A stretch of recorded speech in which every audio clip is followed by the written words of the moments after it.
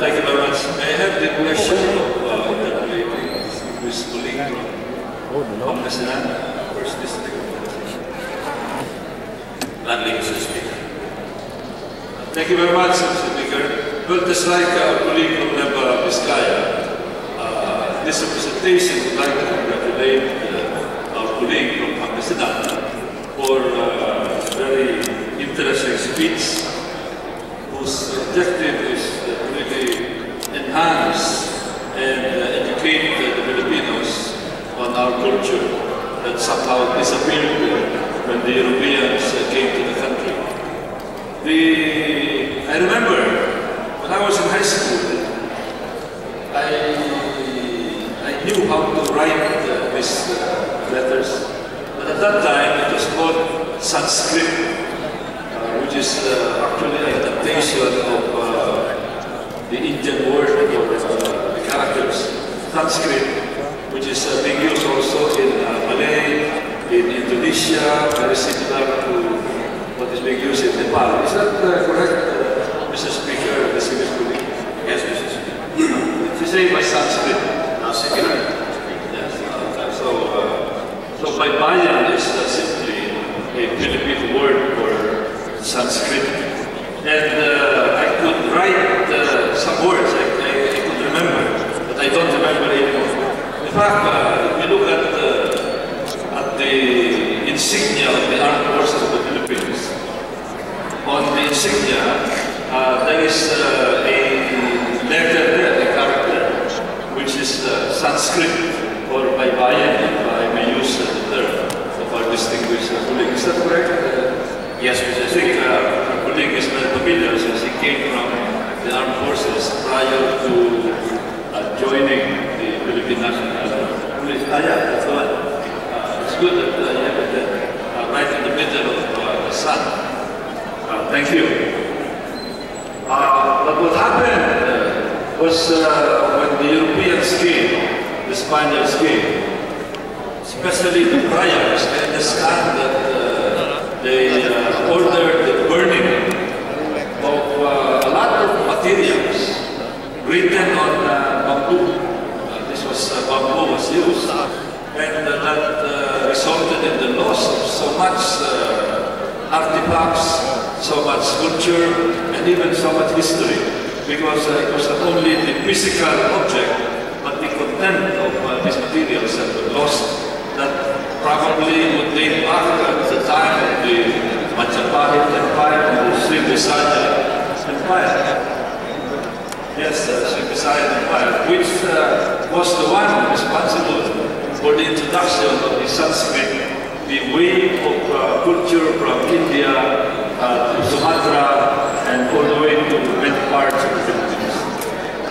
That is correct, my recollection is correct,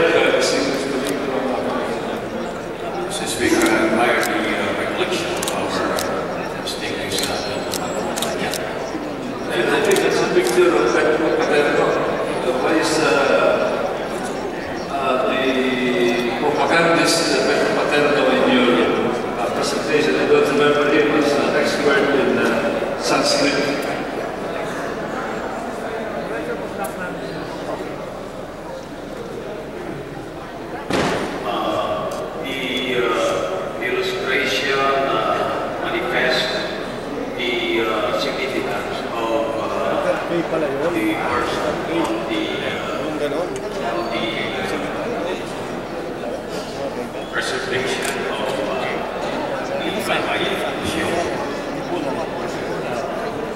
Well, anyway, as I said, this is very important in order to tell the world that we have our own culture. We had our own literature, we could write, we could act. There are so many things that were even more culturally rich than many parts of the United States. In fact, when the United States was still grassland, we already had that culture. We could write, we could build structures. In fact, our civilization was more advanced than America during the time of the Native Americans. The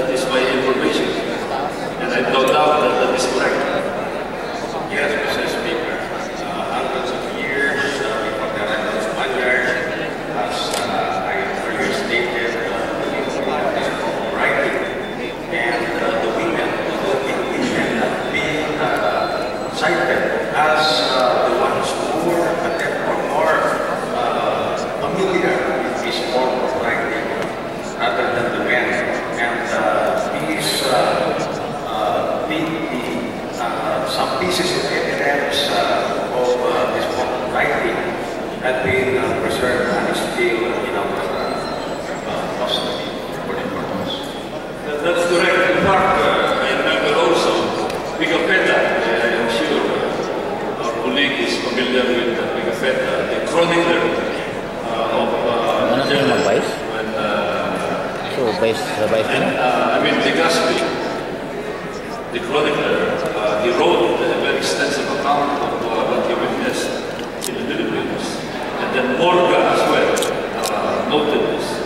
Now, I would like to deviate a little from Baybayin. And I'd like to ask some questions because our distinguished colleague also read the very emotional and patriotic poem written by Bonifacio. I quoted that also in one interpolation a few months ago here when I interpolated our distinguished colleague from Witek.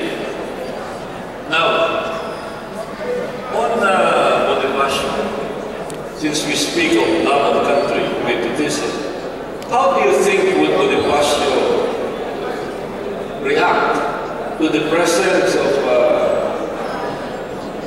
the Chinese in our exclusive economic zone? I am sure, Mr. Speaker, that you will raise arms one more time for the purpose of uniting the Filipino people in preserving our sovereignty. So sa tingin niyo po, ang God Andres Bonifacio ay tiyak na pagbibigay ng mga nagagalit na mga pahayag dito sa presensya ng mga inchik, ng mga Chino doon sa ating exclusive economic zone, lalo na sa Mystic Reef at itong Mandaguli, doon sa Scarborough Shoal na malapit sa probinsya. Malapit po yan sa Lingayen, sa probinsya ng ating ginagalang na kasama mula sa Pangasinan. On that line, Mr. Speaker, let me just read this paragraph which directly answers the concern of our mental platform Parañaque. Kung ang bayang ito'y nasa sa pangalig at siya ay dapat ipagtangkilik ang anak, asawa, magulang, kapatid, isang tawag niya ay tataling ng pilit. And the point goes on. Salamat po. Nakakamalim yung mga ganyan mga salita. At kung nabubuhay siya, palagay ko yung mga salitang yan ang gagamitin. Nakinalulungkot ko lang, Mr. Speaker, distinguished colleague, meron po kayo ibang sektor na tinuturing nilang bayani nila si God Andres Bonifacio, pero mukhang napakatahimik nila. Pagdating dito sa issue ng mga puwersa ng Chino na nasa loob ng ating exclusive economic zone, mas pinapansin nila yung aksidente doon sa Tumataharin. Pero ulang sila, pipi at walang boses pagdating dito sa Mystic Reef, nasa loob na ng ating exclusive economic zone. Mr. Speaker, let me just read through this poem again in answer to that particular statement by Congressman Tonton. Nasaan ang pangarap ng mga Tagalog? Nasaan ang lubog dapat na ibuhos? Dahil kinakapi ating pinumiyos at nabipilihan ito'y mapanood. Salamat po at napakaganda po ng mga binitiwan ng salita at napakahusay ng inyong pananalita din.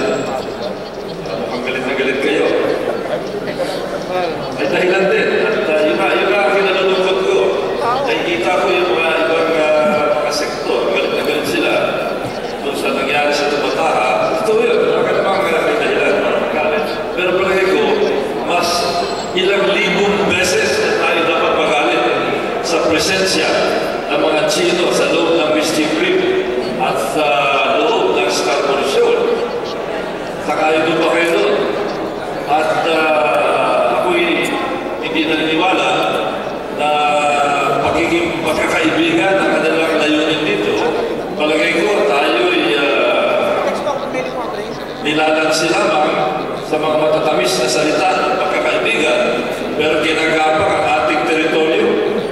Habang tayo'y niloloko sa mga magagandang salita na binibitiwan, halimbawa sa ilang ambassador dito.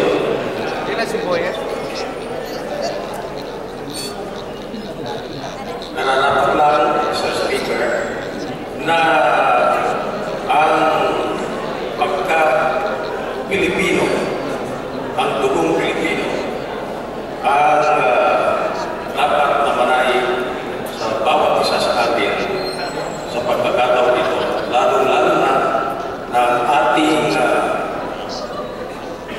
bansa ay tinabagang niyuyurakan ang ating kasaritan sa pamamagitan ng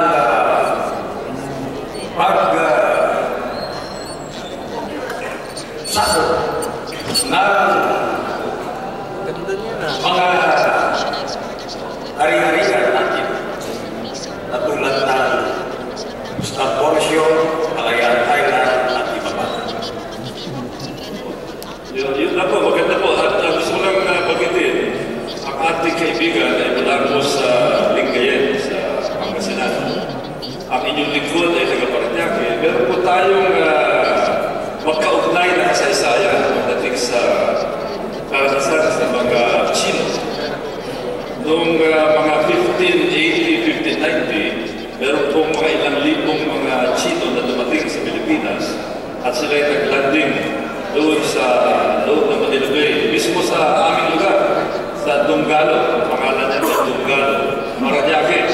Ito yung pwersa ni Limahong na akala niya ay kaya niyang sakupin ng Pilipinas at mahina ang pwersa ng Espanyol dito na ilan lamang, pero hindi nakalain na sila ay sasalubungin ng mga galit na galit at mga patriotong mga taga-Paranaque sa Dunggalo. Pagkatapos yan, alam niyo naman, sila ay nagpunta ng Lingayen.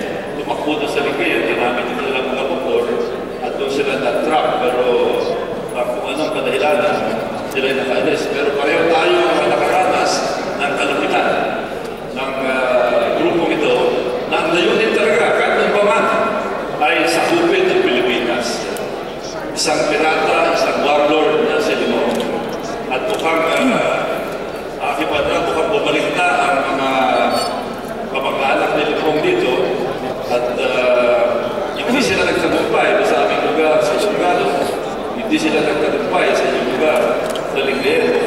Pero mukhang meron silang nararamdasang tagumpay ngayon sa loob ng ating exclusive economic zone under a more modern way of piracy and warlordism in the guise of the so-called 9 dash lines, in the guise of claiming that this is part of their territory. And on that note, I would like to reiterate, Mr. Speaker, congratulations to our colleague from Pangasinan for what I consider a very timely speech, and indeed, our colleague has a very brilliant and elegant way of ending his first term as Congressman of the 1st District of Pangasinan, second District of Pangasinan, and starting his second term as Congressman also of the 2nd District of Pangasinan. And there is no doubt